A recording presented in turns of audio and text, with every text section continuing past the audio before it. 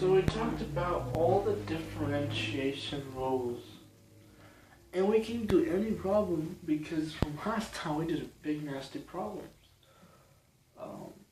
Or with lots of trig functions. And the whole point was, hey, if we have some function like a secant of the tangent of x, if we take the derivative of that, all we have to know is the derivative of secant, which is secant x plus tan x, but you keep the inside the same, and then you take the derivative, you multiply by the derivative of the inside, which is secant squared x. That was the concept of the chain rule. Now, because we know all our rules, we are ready to do anything with derivatives. Trying to find out what their meaning is, trying to do other stuff, but before that, we gotta do implicit differentiation.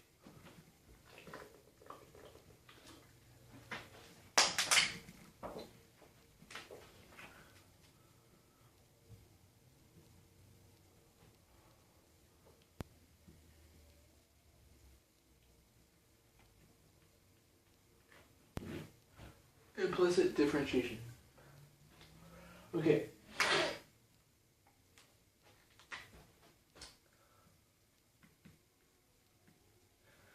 We know how to take a derivative of that.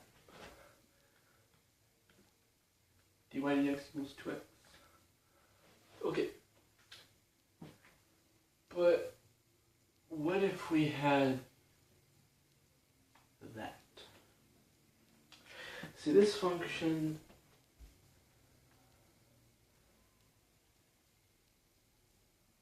this equation is explicitly defined because it's a what is some equation with x's. This is not explicitly defined because y's and x's are everywhere. That's what we're coming for. Implicit differentiation finds a way to take a derivative and find the derivative with weird things like that. And here's how it works. The key takeaway is the derivative of y is dy dx. Because it's saying the same thing. The derivative of y with respect to x is the derivative of y with respect to x. dy dx, dy dx. It says the same thing. So if you know that, you're set.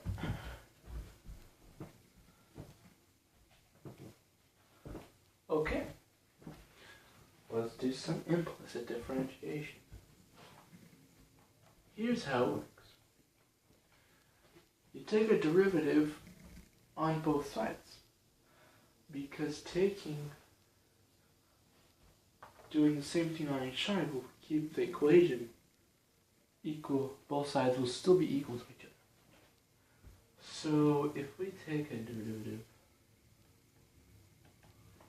on both sides,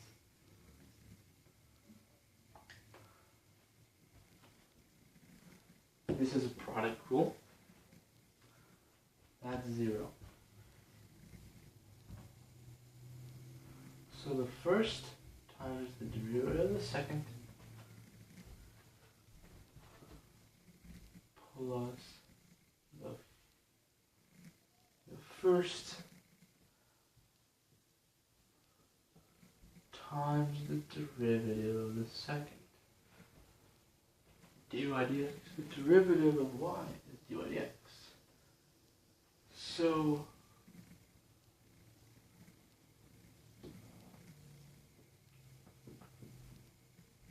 now all you have to do is solve for dy dx.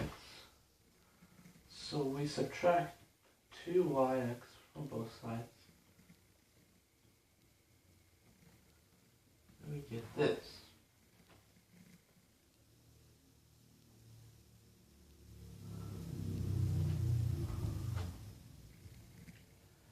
And then we divide by x squared. We get 2y over x. Now, if you're going to take an implicit derivative, you're going to get a derivative with y's and x's. You can solve for y and plug in for y, but sometimes it's not worth it. Most of the time it's not worth it.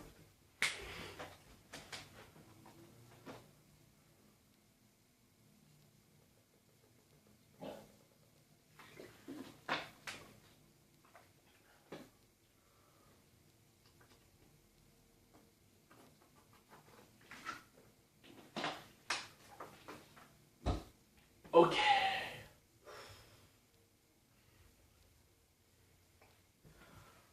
Let's practice this one more time.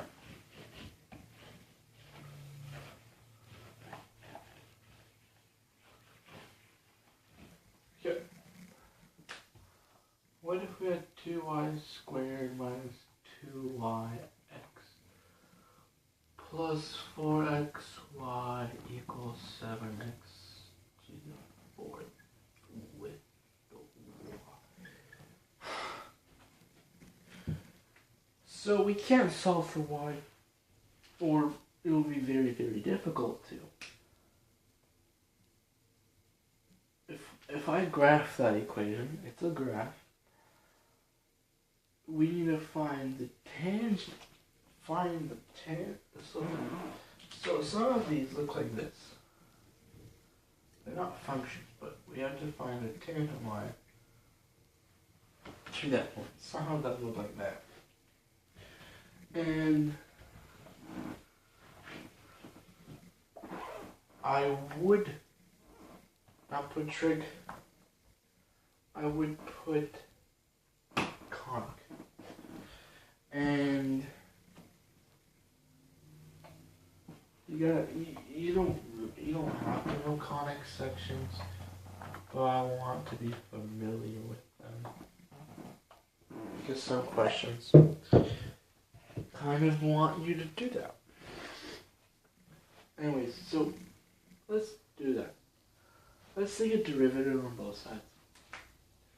So if we take a derivative of 2y squared minus 2yx to the third plus 4xy equals the derivative of that. Okay. So we took a derivative on both sides. So we took a derivative on both sides. We get this. This is chain rule.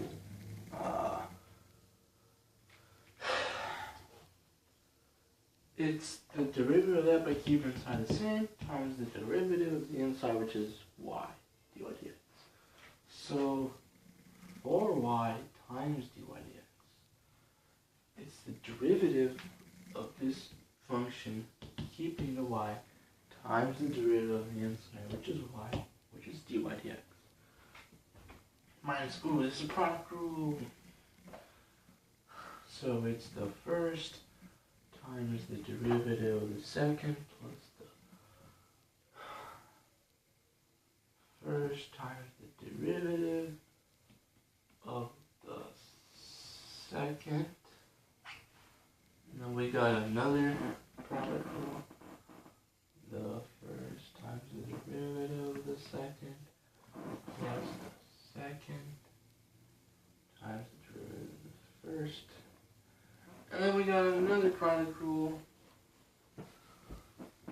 The first times the derivative of the second plus the first times plus the second times the derivative of the first. Sorry, it gets kind of mixed up. Now we get all that kind of stuff.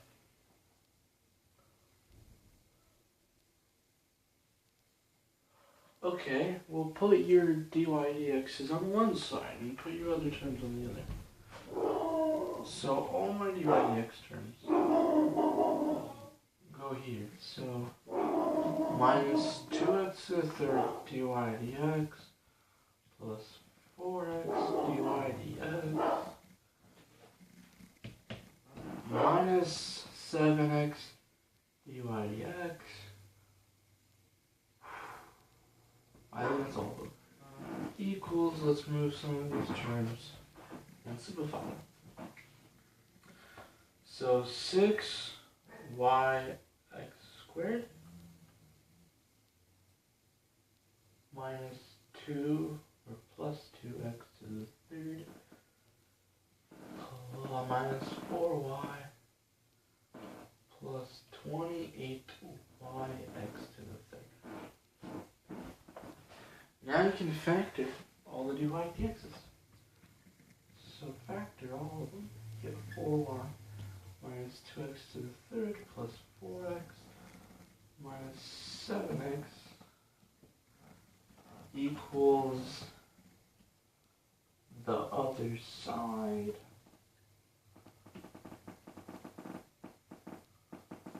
Okay. Now you gotta divide all this by that. I would simplify this real quick.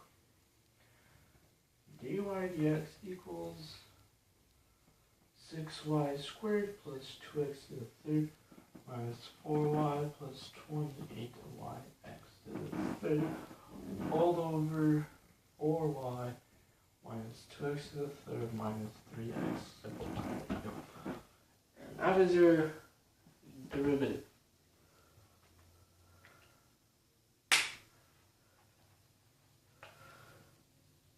It's a lot of work.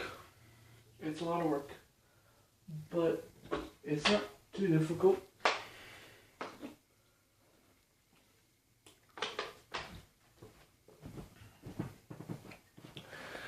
It's a lot of work, but it's not too difficult.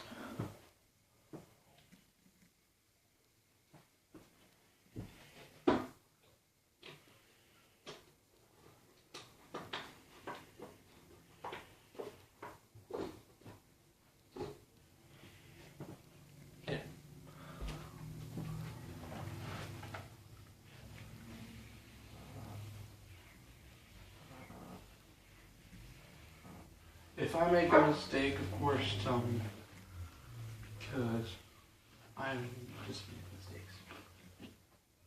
Okay, let's apply conic sections this morning. Okay, find the tangent line to this circle at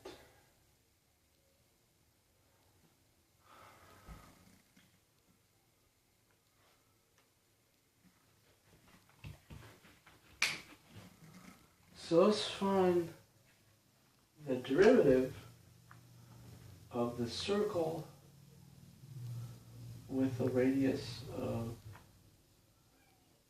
4. Find the derivative that tells me all the slopes of a circle with radius 4 centered at the origin. Okay? Well, circles are part of conic sections. The equation for this circle is x squared plus y squared equals 16. Center at the origin with the radius of, we'll find the derivative. Find the slope of the circle at every point. Well, let's take the derivative on both sides. Chain rule on the y. I equals 0. Subtract the 2x, divide by the 2y, solve for dy dx, get negative xy. There you go. That's it. That's significantly less work than we did.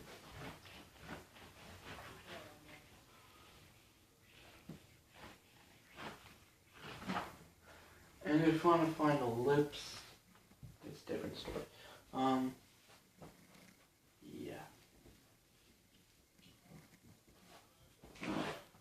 So an ellipse would be x squared over 25 plus y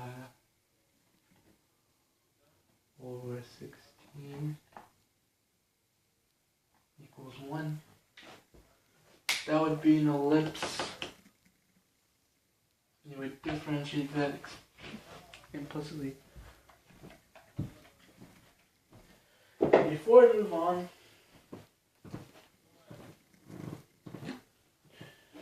we have to talk about higher order derivatives.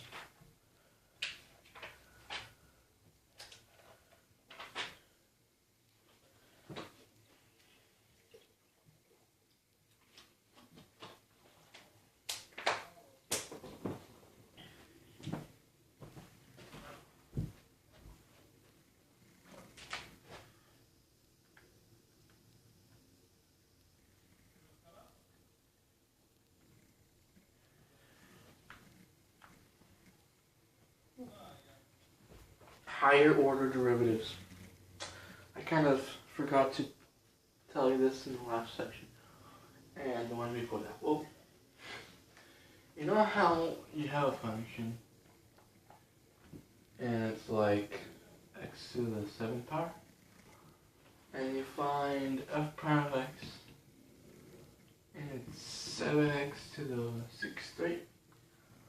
Well, you can take a derivative of the derivative. This will be double prime of x,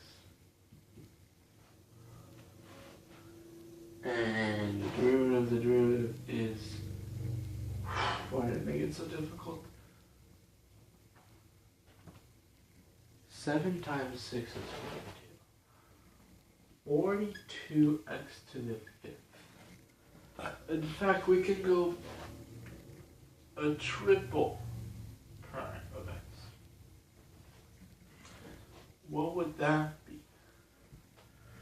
That would be 130, right? No. 210x. X to the 4th. In fact, we can go 4th. But after 3, we stop writing dashes and write a 4 up here. Anyways, you can find the 2nd derivative, the 3rd derivative, the 4th derivative. Find all the derivative of the derivative of the derivative. Okay. And the way you would write this in a different form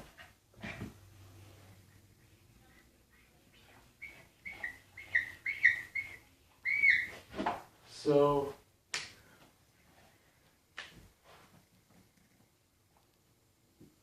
this would be dy dx.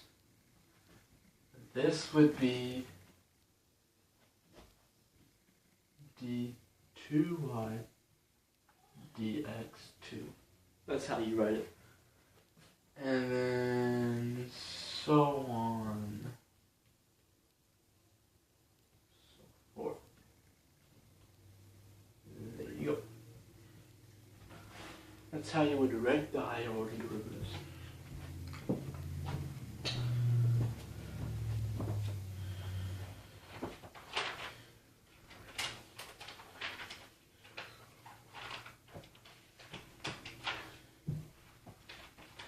Okay.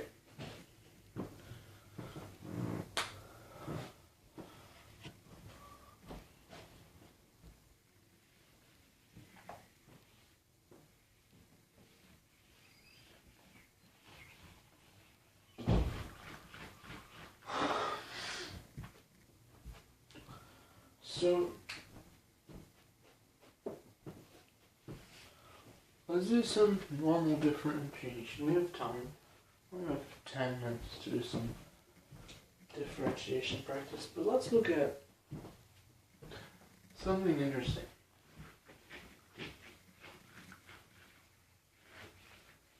We've been doing a lot of differentiation, but we haven't done interesting differentiation questions. So Here's a question.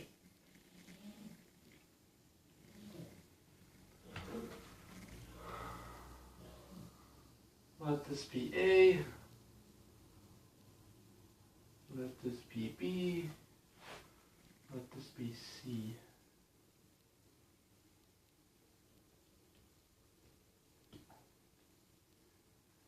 Okay. And I'm going to label the point here.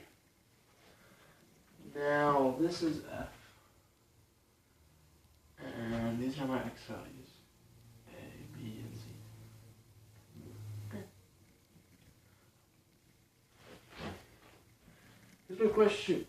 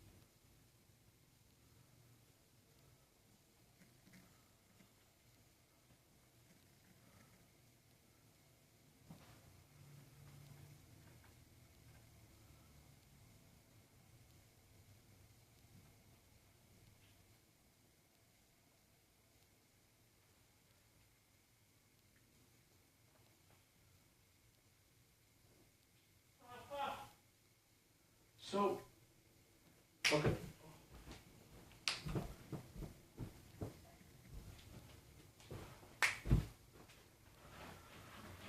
Here you go. Here's a test question. And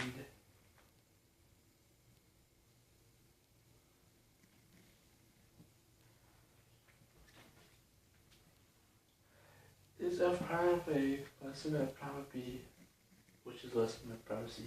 Or is f prime of B, which is less than f prime of C, which is less than f prime of A? Or is it f prime of C less than f prime of A, which is less than f prime of B? So, let's think about this one. What is the derivative? Usually slope. So what's the slope here versus the slope here versus the slope here? So the slope here is positive. Okay. The slope here is some negative number. And the slope here is 0. Okay.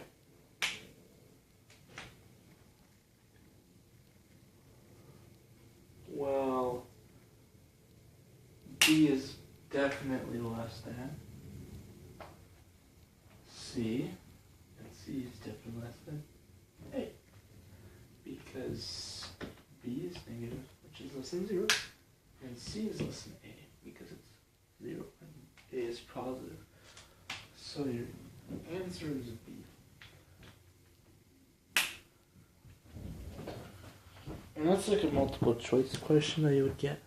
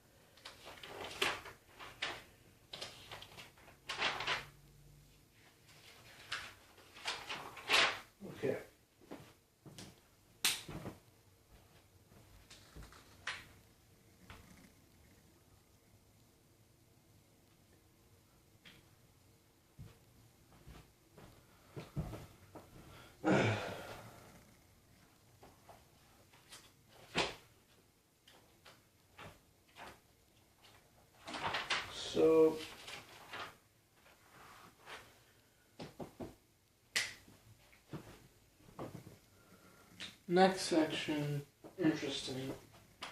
Kind of iffy, but here's basically what the next one is showing.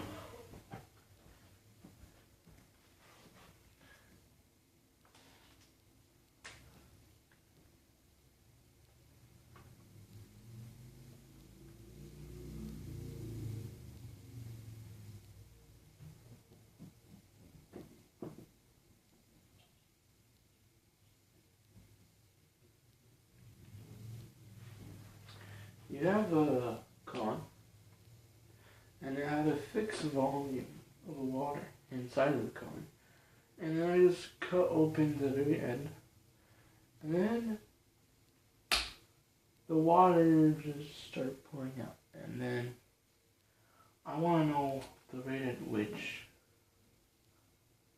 the volume is changing with respect to time. So, what is the volume of a cone anyway? Well, it's, see, 1/3 pi r squared h. Okay? Now, if we want to know the rate at which volume changes over time, that sounds like the rate at which volume changes over time, doesn't it? The rate at which volume changes over time, dv dt. The rate of change of v with respect to t. The rate at which volume changes over time. Okay. Well, how did I do that? Well, I took a derivative with respect to t. So that means I have to do that with both sides. Well, that means that equals d dt of pi over 3 r squared h. Wait a second. So that's kind of like implicit differentiation.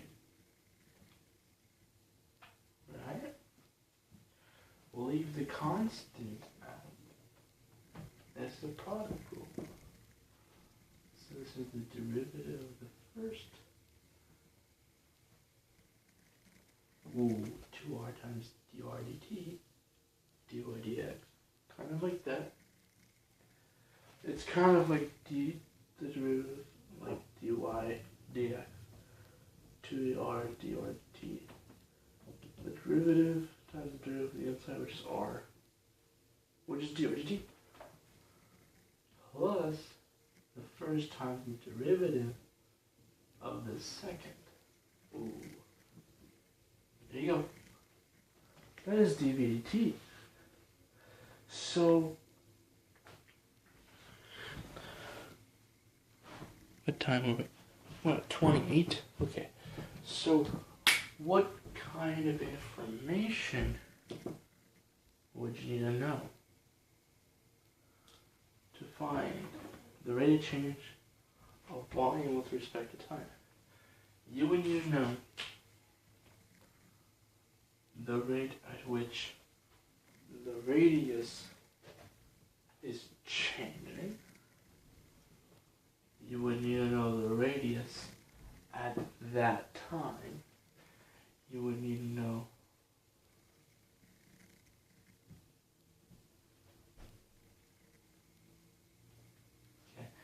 you would need to know the height of the water at that time. Radius. You would need to know the rate at which the height is changing at that time. And that would give you dv dt. So it's a lot of information you gotta know. So let's say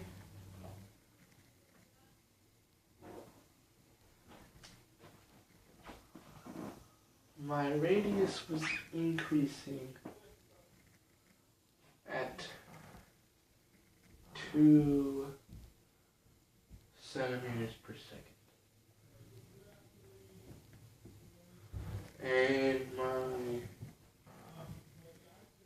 radius at that time is 10 centimeters. And then my height at that time was 7 centimeters. And the rate of change at which my height is changing is it's decreasing. This is both decreasing, I'm sorry, because you're getting smaller radius as your water is pouring out.